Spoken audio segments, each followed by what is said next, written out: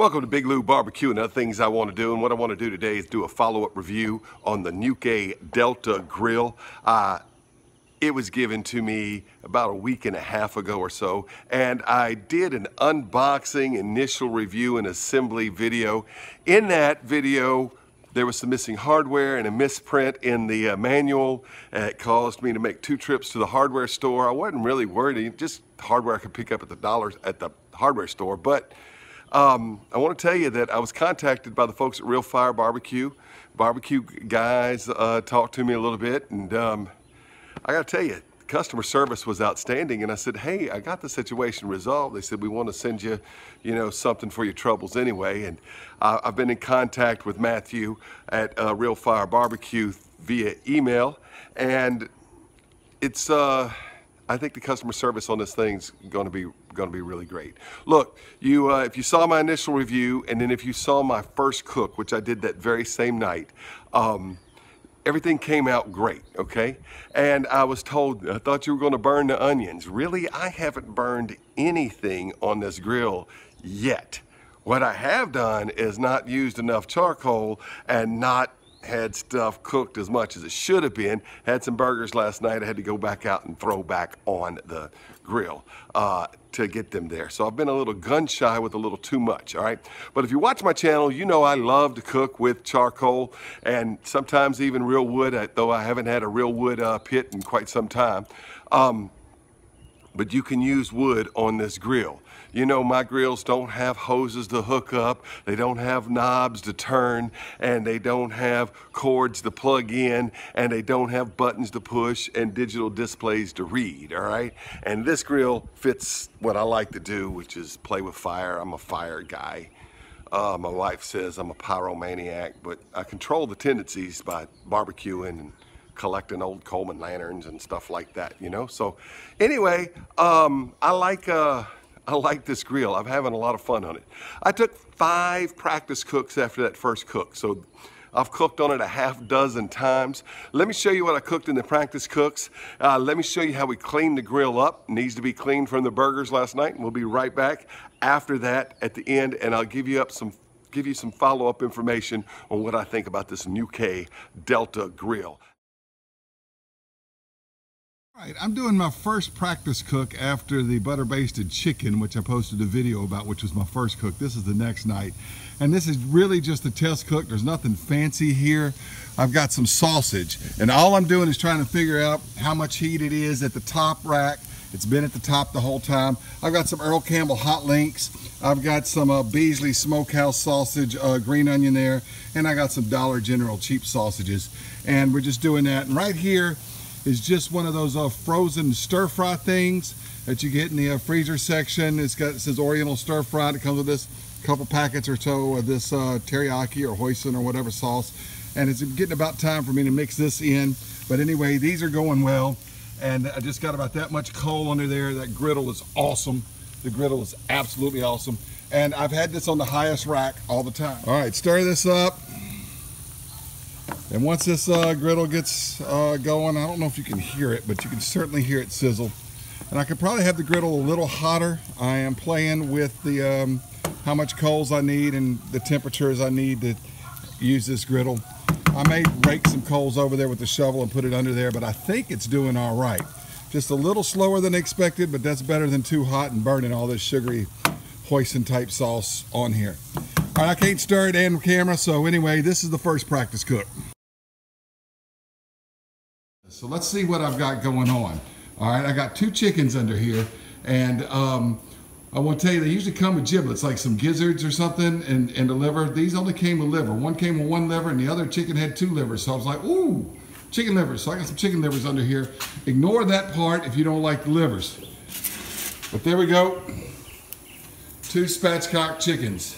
Once again, the lighting under my patio is not as good as outside. Of course, I did that first cook in dark, and this is in the afternoon. So I'm sitting under the fan. It's under my patio. It's a little cooler, and I'm probably just going to cook right here on it, All right, let's cover these back up. Here on my third cook, second practice cook, I've got something in the griddle. Now I'm trying to get this griddle good and seasoned. And as you know, there's no better way to season a cast iron skillet or a carbon steel pan or griddle like this, then you guessed it, home fries. Oh, there's other ways, there's other good ways, but there's nothing any better. There's things that are equally better, but I got home fries going here in the skillet. These potatoes are starting to get tender. Look at this, watch this, see? They're getting tender. All right, but they need to go a little bit longer, but they're getting there, guys. And anyway, so we're gonna have home fries with the spatchcock barbecue chicken, and I need to season it up, so let you see me do that. I'm gonna start that seasoning around, cover them back up, let them go. Anyway, cooking home fries right here in the skillet part, or griddle part, whatever you call this. The home fries and the spatchcock chickens was my favorite of this set of 5 practice cooks. The kids said the spatchcock chickens were some of the best they've ever had.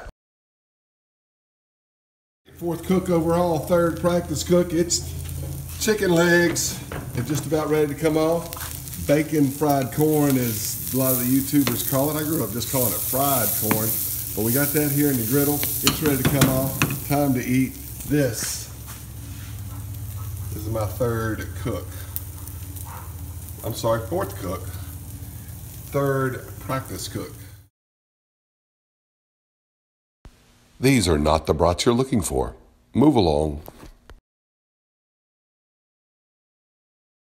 All right, this is the final of my 5 practice cooks after that initial cook you saw in video. And I'm cooking burgers. I've got 5 right here. My coals, I don't know if you can see it, but they're right there and they're not under this section here, all right? And these 4 burgers are done. They're just staying over here. I'm gonna close the lid down, but that's kind of working like your little warmer rack on a 4-burner gas grill that's, you know, up above everything else, where you can put stuff that's already cooked. So that's why those are sitting right there. Of course, I could put them in a pan and put them down under here in this warmer rack, but that doesn't get as hot and they don't stay as warm as they do right there. So this is where I'm cooking, and that's the ones that are done. And, you know, I can move coals over there if I need to or whatever. Anyway, I'm gonna go ahead and shut the lid down. Kids wanted home fries again. They liked it so much with the spatchcock chicken. And of course, I've done this before for breakfast in the skillet quite a lot, but they wanted this instead of air fry French fries, so I'm making home fries again in the griddle. All right, I've been cooking under my patio because I've got level concrete there. I wheeled it out in the yard because it's a little better lighting. This is after that burger cook, and that was my final of the practice cooks. And I got to tell you, that cook did not go as well as I wanted. I was a little gun shy on not burning the burgers, and I left the grate, you know, too far up. And the burgers weren't quite done. Had to take them back out and put them on the grill and let them get done all the way through. After I use this griddle each time, I wash it, I rub it down with oil, and I come back and sit it out here over the fire and, you know, let it get good and seasoned up. It's starting to do real well, this griddle. All right, but that's the aftermath. Had to step away and set that down. That's the aftermath after the burger cook. Let's zoom in real quick. And that's the ashes left over. Now what I've been doing is treating it like a fireplace. You see, I've got this rather big, let's pull out a little bit. Got this big piece of lump right here. I save it. The grates pop out. These grates, porcelain grates, clean up so easy in the sink, but you can see the gunk that's on there from burgers, you know, and they just clean up real easy in the sink. And I've had no problem with the elevation and ascending and descending of the grill. It does exactly what it's supposed to do. So if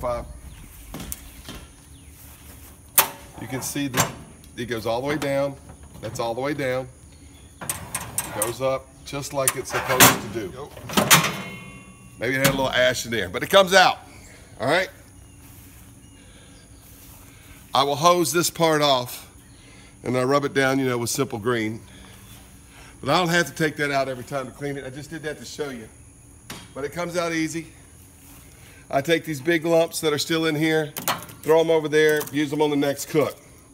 By the way, I'm using the Royal Oak XL now. The first few cooks I used just the Royal Oak lump. Now I'm using the Royal Oak XL. It doesn't fall through the fogon right over here. the area where you light the charcoal and use the griddle and all that stuff, the XL pieces don't fall through there quite as often, which is an advantage or a disadvantage. Then we just, excuse me for reaching over you here. Want to get that shovel? Then we just treat it like a fireplace. Scoop the ashes out. Use this little ash bucket from another grill. And just dispose of this. So,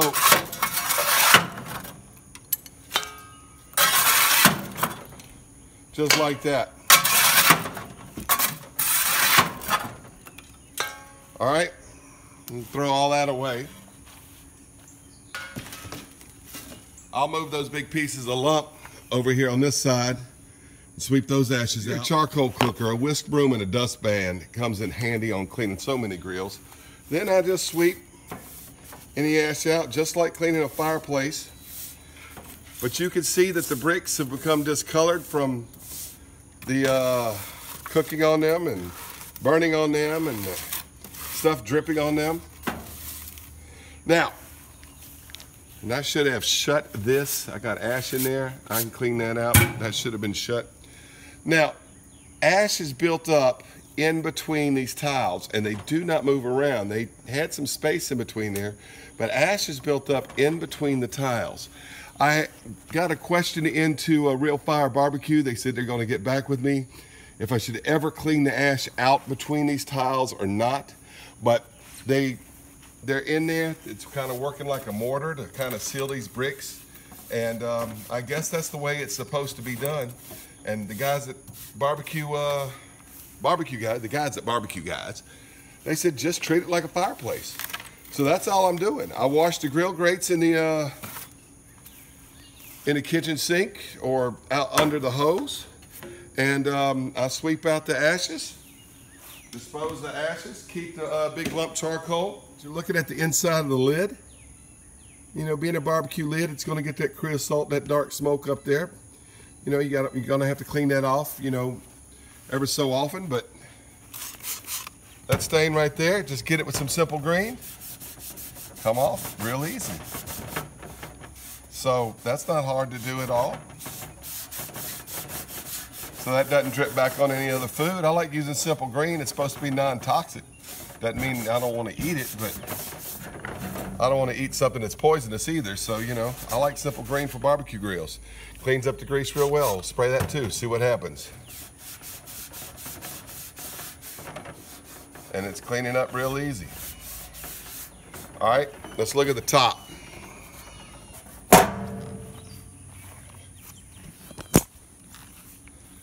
See those drippings? I used aluminum foil when I was cooking on the griddle right here with the potatoes, and I had opened aluminum foil up, and I get some of this dripping from the butter and grease that I used in the potatoes.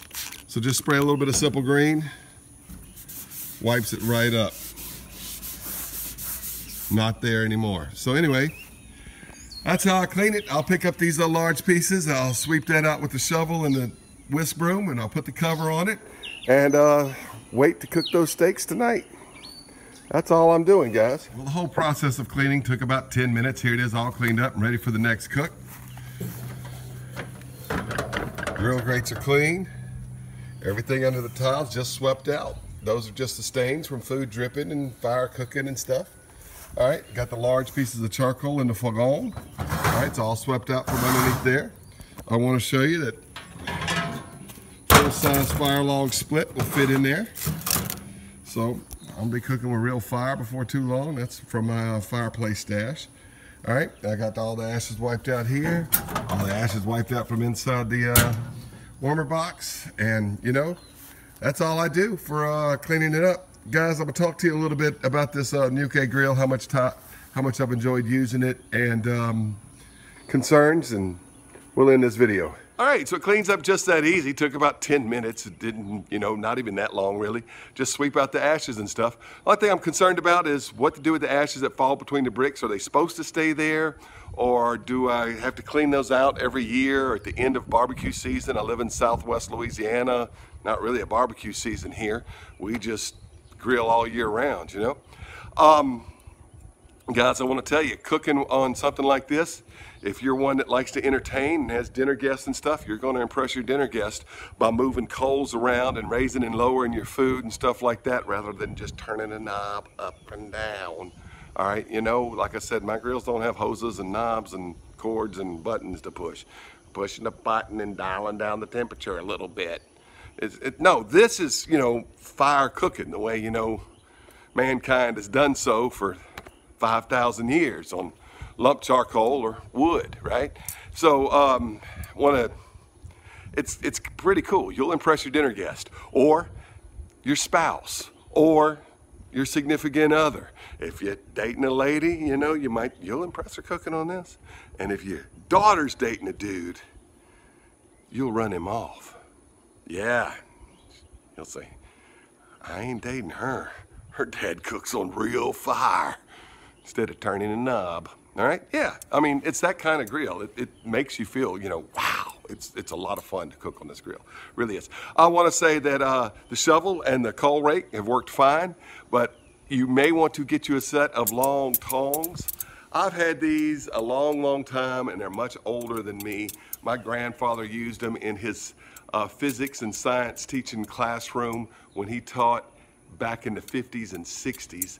I got these when I cleaned out his shed in my early 20s, so I've had these going on nearly 25 years or more. I use these for moving charcoal around all the time. These have come in real handy because unlike the shovel or the coal rake, I can pick up one coal, move it to where I want to be. So I would say get you a set of long tongs, and makes cooking on it a lot easier. Anyway, that's enough of this video. I have thoroughly enjoyed using this Ñuke grill. It's been a lot of fun. I'm gonna continue to cook on it, and I got some ribeye steaks to cook on it now that I've done all the practice cooks. Hey, thanks for watching the Big Lou Barbecue.